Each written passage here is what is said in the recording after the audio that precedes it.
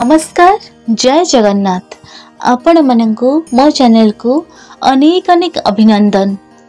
माउसी माँ अर्धासनी बा अर्धा शोषणी देवी महाप्रभु श्री जगन्नाथ असंपूर्ण होई मध्य स्वयं संपूर्ण से हेउछंदी समग्र मूर्तितत्वर प्रतीक सर्वधर्मर मूलाधार सर्वकर्म स्वरूप सर्वजीव स्वरूप से सिद्धिदाता और मुक्तिदाता समग्र विश्व से एक प्रतिरूप तांकर रूप रंग आकार वेश पोशाक पूजा पार्वण यात्रा उत्सव अनुष्ठान मंदिर तथा क्षेत्र विषयक समग्र तत्व और तथ्य रहस्यमय। एही रहस्य मध्यरे अपरस्य रहस्यर केन्द्रबिंदु तथा समग्र तत्वर प्रतीक हेउछंदी स्वयं जगन्नाथ जहाँकर केही पिता बा माता नहांती। नीलमणि रे लेखा अछि नौ माता जनक जन्म निरूपा वयवस्थता सर्वतत्वमय साक्षात ब्रह्मांड परमे पुरुषोत्तम।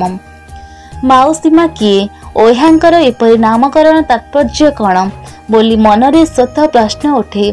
लोककथारे राज्य तथा अन्य प्रांतरू आसीथिबा श्रद्धालु जगन्नाथ प्रेमी महाप्रभुଙ୍କ श्री गुंडीचा घर को जगन्नाथଙ୍କ माउसी घर बोली धारणा रखि थांती। एबे भी एहाको नै बाहर आसुथिबा भक्तଙ୍କ भितर द्वंद्व रही थाए। विशेष करी बंगीय पर्यटक माने गुंडीचा घर को माउसी बाड़ी बोली कहि थांती। तेबे बड़ांड मध्य भागरे माउसीमा मंदिर रहिछि। समुद्रर प्रलय काल शोषण करी श्रीक्षेत्र को रक्षा करिथिबा अर्धासनी बा अर्ध शोषणी माउसीमा मंदिर रे पूजा पाई थांती। पुरी बड़दाण्डर बड़गंडी छक निकटरे थिबा माउसीमा मंदिर रे प्रभुंकर रथ रही थाए। एठारे पोड़ पिठा भोग लगी होई थाए। एही प्रसंगरे जना जाए जे महाप्रलय काल रे पुरुषोत्तम क्षेत्रस्थ रोहिणी कुंडरू काल नदक निस्तृत होई महाप्रलय घटाइला परे पुणी सेही कुंडरे लीन होई जाय थाए। एही जल प्रलय जोगावर्तन काल रे घटी थाए। थरे प्रलय पर से जलकुंड मध्य लीन होला नाही। तहु मां लक्ष्मी विष्णुप्रिया सकल लोक जननी जोगमाया सुभद्रिका निकटरे घटना व्यक्त करते। जोगमाया स्वरात्रु एक शक्ति जात करी प्रलय जलरू शोषण प्रक्रिया माध्यम निशेष करने पाई आदेश देले। सृष्टि देवी चलु कला परी प्रलय जलरू शोषण करदेबारु क्षेत्र रक्षा हैला। क्षेत्र रक्षा हेबा संगे संगे क्षेत्रवासी माने आश्वस्त अनुभव कले। एही देवी क्षेत्रर आराधका शक्ति मध्यरे अन्यतम। इंद्र नीलमणि पुराण रे रोहिणी कुंड प्रशस्ति रे कहा जायछि जोगमायांग संभूतां प्रलय ददक शोषिणी अर्धासनी महादेवी क्षेत्र रक्षा विधायिनी। महाप्रलय समय वर्धित जलर अर्धभाग सृष्टिर आद्य काल जे असनमा भक्षण करती बोली स्कंद पुराण रे मध्य उल्लेख रही। प्रलय जल को शोषण करिथिबारु एहाकु अर्धासनी आख्या दिया जायछि। बड़दाण्डरे देई प्रभावित लुप्त नदीर पार्श्व रही क्षेत्र मध्य को बन्या जल प्रवेश कराई न देबा और क्षेत्र को जगी रखिबार एही संकेत मध्य अर्धासनी नाम रे अनुमान करा जाय पारे। जगन्नाथ उपासनार मानवीकरण प्रक्रिया अर्धासनी को माउसीमा रे परिणत करिछि। पुणी देवी जोगमाया स्वगात्रु रूप नैथिबा हेतु तांका भग्नी भावे माउसीमा हेबा विधेय। देवी अष्टासनी प्रचोदयकଙ୍କୁ शोषण करी क्षेत्र को रक्षा करने संगे संगे शबर मानक निवास स्थल को सुरक्षा करुथिबारु दैता और शबर हर्क माने यहाकू इष्ट देवींगर मान्यता प्रदान करी पूजन करंती बोली पुरुषोत्तम महात्मा रे वर्णित अछि। शबर सामंत माने इंद्र नीलमणि मूर्ति को लुचाई रखिला परी अर्धासनी अर्ध अंग को सुभद्रा मुखमंडल रूप रे लुचाई रखिछंती और यहाकू गृहदेवी भाव रे पूजा करंती। शबर माने उत्तर पूर्व पार्श्व रे बसंती। स्थापना कला बेले यही मूर्ति स्थापना करी देवी सुभद्रा अंब संभूता बोली प्रमाण करने को रहस्य को गुप्त रखा उक्त मूर्तिर ऊर्ध्वभाग को लेप संसार कर्म अनुसार देवी सुभद्रा मुखारविंद परी करिछंती। ଏହି ଲେପ ମୂର୍ତ୍ତିର ଦୁଇ ଗୋଟିର କାରଣରୁ ସ୍ପଷ୍ଟ ଜଣାପଡ଼େ। ପ୍ରଥମତଃ ଏ ହେଲେ ଯୋଗମାୟାଙ୍କ ଭଗିନୀ, ତେଣୁ ସୁଭଦ୍ରାଙ୍କ ପରି ହେବା ବିଧେୟ।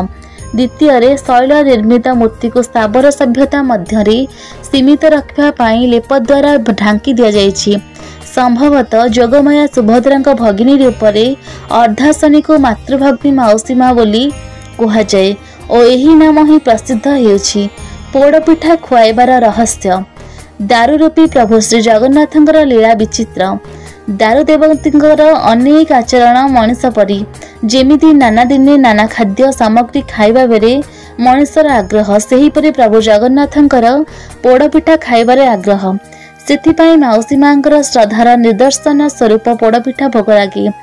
ଦାରୁ ମୂର୍ତ୍ତି ଚତୁଷ୍ଟୟ ଶ୍ରୀ ଗୁଣ୍ଡିଚା ଯାତ୍ରା ନିମନ୍ତେ ରଥରେ ଆସି ଶ୍ରୀମନ୍ଦିରରୁ ଆଡ଼ପ ମଣ୍ଡପକୁ ଯାତ୍ରା କରିଥାନ୍ତି।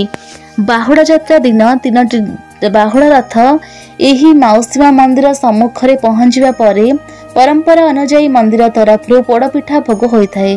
ପୁରାଣରୁ ଜଣାଯାଏ, ପ୍ରଭୁ ଶ୍ରୀରାମଚନ୍ଦ୍ର ବନବାସ ଯିବା ସମୟରେ କାକୀ ମା କୈକେୟୀଙ୍କୁ କହିଥିଲେ, ତମର ମୋର ସମ୍ପର୍କ ଜନ୍ମ ଜନ୍ମାନ୍ତର ରହିବ। ତ୍ରେତୟା ଯୁଗ ଅବସାନ ପରେ ଆସିବା ଦ୍ୱାପର ଯୁଗ, ସେଥିରେ ମଧ୍ୟ ତୁମେ ଏକ ବଳିଷ୍ଠ ଭୂମିକାରେ ଅବତୀର୍ଣ୍ଣ ହେବ। ତୁମେ ହେବ ଯଶୋମତୀ ଆଉ ମୁଁ ହେବି ନଟନାଗର, ଲବଣୀ ଚୋର କାହ୍ନା। ତାପରେ ଆସିବ କଳିଯୁଗ, ସେଥିରେ ମୁଁ ହେବି ଓଁକାର ଦାରୁବ୍ରହ୍ମ ଜଗନ୍ନାଥ ଆଉ ତୁମେ ହେବ ମୋ ମାଉସୀ ମା। ଶ୍ରୀକ୍ଷେତ୍ରର ବଡ଼ଦାଣ୍ଡରେ ତୁମେ ଅବସ୍ଥାପିତ ହେବ। ଘୋଷ ଯାତ୍ରା ଦିନ ବଡ଼ଦାଣ୍ଡରେ ମୋ ନନ୍ଦିଘୋଷ ରଥ ଗଡ଼ିଯିବା ବେଳେ ତୁମେ ହାତ ପ୍ରସ୍ତୁତ ପୋଡ଼ପିଠା ଖାଇବା ପାଇଁ ମୁଁ ଅଟକି ଯିବି। ଆଉ ଏକ କିମ୍ବଦନ୍ତୀରେ ଜଣାଯାଏ ଯେ ବହୁ ବର୍ଷ ପୂର୍ବରୁ ପୁରୀ ବଡ଼ଦାଣ୍ଡଟି ମାଳିନୀ ନଦୀ ଦ୍ୱାରା ଦୁଇ ଭାଗରେ ବିଭକ୍ତ ହୋଇଥିଲା। ସେତେବେଳେ ରଥଯାତ୍ରା ସମୟରେ 6ଟି ରଥ ହେଉଥିଲା। ଶ୍ରୀମନ୍ଦିରରୁ ଚତୁର୍ଦ୍ଧାମୂର୍ତ୍ତି 3ଟି ରଥରେ ଆସି ନଦୀ ନିକଟରେ ଓହ୍ଲାଉଥିଲେ। ତାଙ୍କୁ ନଦୀ ପାର କରାଯିବା ପାଇଁ ପୁନଶ୍ଚ ଆରପଟେ ଥିବା 3 ରଥରେ ବିଜେ କରାଯାଉଥିଲା। ଏହି ନବଦିନାତ୍ମକ ଯାତ୍ରା ମଧ୍ୟରୁ ରଥ ଅଦଳ ବଦଳରେ 6 ଦିନ ଚାଲି ଯାଉଥିଲା। ଏହି ଅସୁବିଧା ଦେଖି ମହାପ୍ରଭୁଙ୍କ ମାଉସୀ ମାଳିନୀ ନଦୀକୁ ଶୋଷି ଦେଇଥିଲେ। ସେଥିପାଇଁ ତାଙ୍କୁ କୁହାଯାଏ ଅର୍ଦ୍ଧଶୋଷିନୀ ବା ଅର୍ଦ୍ଧାସିନୀ। ଚତୁର୍ଦ୍ଧାମୂର୍ତ୍ତିଙ୍କ ଅସୁବିଧା ଦୂର ପାଇଁ ମାଉସୀ ନଦୀ ଜଳ ଶୋଷି ନେଇଥିବାରୁ ମହାପ୍ରଭୁ ଶ୍ରୀ ଜଗନ୍ନାଥ କଥା ରକ୍ଷା କରି ବାହୁଡ଼ିବା ବେଳେ ମାଉସୀ ମା ମନ୍ଦିରରେ ପୋଡ଼ପିଠା ଖାଇ ଯାଇଥାନ୍ତି ବୋଲି କିମ୍ବଦନ୍ତୀ ରହିଛି। ବିଶ୍ୱାସରେ ଏବେ ବି ଅର୍ଦ୍ଧାସିନୀ ମାଉସୀ ମା ମନ୍ଦିରରେ ପୂଜା ପାଉଛନ୍ତି। ଦଇତାପତି ସାହି ପାର୍ଶ୍ୱରେ ଏହି ମନ୍ଦିର ରହିଛି। ଏହି ମନ୍ଦିର କେଶରୀ ବଂଶୀୟ ରାଜାଙ୍କ ସମୟରେ ନିର୍ମାଣ କରାଯାଇଥିଲା। ମନ୍ଦିରରେ ମାଉସୀ ମାଙ୍କର କୃଷ୍ଣପ୍ରସ୍ତର ନିର୍ମିତ ଦ୍ୱଭୁଜା ରମଣୀୟ ବିଗ୍ରହ ରହିଛି। ବିଗ୍ରହଙ୍କ ଦୁଇ ପାର୍ଶ୍ୱଦେବୀ ରହିଛନ୍ତି। ମୂର୍ତ୍ତିର କଟି ଦେଶରୁ ଆଚ୍ଛାଦିତ କରି ଏଠାରେ ଦେବୀ ସୁଭଦ୍ରାଙ୍କ ମୁଖଟିଏ ଛାପି ଦିଆଯାଇଛି।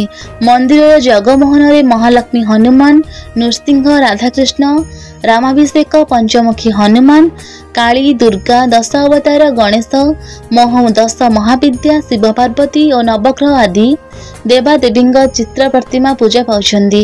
ପ୍ରତିଦିନ ଭୋରୁ ମାଙ୍କ ଦ୍ୱାର ଫିଟା ଯାଇ ସ୍ନାନ ବେଶ କରାଯିବା ସହିତ ସକାଳ ଓ ସନ୍ଧ୍ୟାରେ ବାଳଭୋଗ କରାଯାଏ। ଏହି ଦେବୀ ବନଦୁର୍ଗା ମନ୍ତ୍ରରେ ପୂଜା ପାଉଥାନ୍ତି। ପବିତ୍ର ନୃସିଂହ ଚତୁର୍ଦ୍ଦଶୀ ଦିନ ମାଙ୍କର ଜଳାଶାୟୀ ଉତ୍ସବ ସମାରୋହରେ ଅନୁଷ୍ଠିତ ହୋଇଥାଏ। ପ୍ରଚଣ୍ଡ ରୌଦ୍ରତାପରୁ ମାଙ୍କୁ ଶୀତଳ ରଖିବା ପାଇଁ ପ୍ରତିବର୍ଷ ଏହି ତିଥିରେ ମାଙ୍କର ଜଳାଭିଷେକ ହୋଇଥାଏ। ପୋଡ଼ପିଠା ପ୍ରସ୍ତୁତ। ମହାପ୍ରଭୁଙ୍କ ପୋଡ଼ପିଠା ପ୍ରସ୍ତୁତ ଶୈଳୀ ସ୍ୱତନ୍ତ୍ର। ଏଥିପାଇଁ ମାଉସୀ ମାଙ୍କ ସେବକମାନେ ହବିଷ୍ୟାନ୍ନ ପାଳିଥାନ୍ତି। ମହାପ୍ରଭୁଙ୍କ ପୋଡ଼ପିଠା ପାଇଁ ହେରା ପଞ୍ଚମୀ ଦିନ ଚୁଲି ଅନୁକୂଳ ହୋଇଥାଏ। ପୋଡ଼ପିଠା ପାଇଁ ଛେନା, ଗହମ ଅଟା, ଭଲ ଘିଅ, ଚିନି, ବାଦାମ, କିସମିସ, ଅଳେଇଚ, ଲବଙ୍ଗ ବିଭିନ୍ନ ଦ୍ରବ୍ୟର ପ୍ରସ୍ତୁତ ହୁଏ। ଇଟାରେ ତିଆରି ଚୁଲିରେ ଏକ ପାଣି ହାଣ୍ଡି ବସାଯାଇ ଗରମ କରାଯାଏ। ଏ ସମସ୍ତ ଦ୍ରବ୍ୟକୁ ଏକତ୍ର କରି ଏକ ମାଟି ରାତିରେ ରଖି ତାହା ଉପରେ ଢାଙ୍କୁଣୀ ଘୋଡ଼ାଯାଏ। ମହାପ୍ରଭୁ ଶ୍ରୀ ଜଗନ୍ନାଥ ଯେହେତୁ ପୋଡ଼ା ଦ୍ରବ୍ୟ ଖାଆନ୍ତି ନାହିଁ, ସେଥିଲାଗି ତାରରେ ପୂର୍ବରୁ ଥିବା ପାଣିରେ ବାଷ୍ପରେ ଏହା ସମ୍ପୂର୍ଣ୍ଣ ଶିଖିଥାଏ। ବାଷ୍ପୀକରଣ ପ୍ରକ୍ରିୟାରେ ଏହାକୁ ସିଝିବାକୁ ଦିଆଯାଏ। ମିଶ୍ରଣ ପ୍ରାୟ 8 ଘଣ୍ଟା ଚୁଲିରେ ବସି ସିଝି ସାରିବା ପରେ ଏହାକୁ ଥଣ୍ଡା କରାଯାଇ खंड खंड करी कटाई शुद्ध घीरे छणाए। पर यह माटी हांडी रखा जाए 3 रथ निकट को भोग हेबाकु जाए। बाहुड़ा दिन 3 रथ माउसी मां मंदिर निकट में पहुँचवा पर पूजा पंडा सामंत आसी मां पाखरे भोग करने पर रथारूढ़ ठाकुर को समर्पण करिथांती। एहाकू समर्प रोहिणी भोग कहा जाय थाए।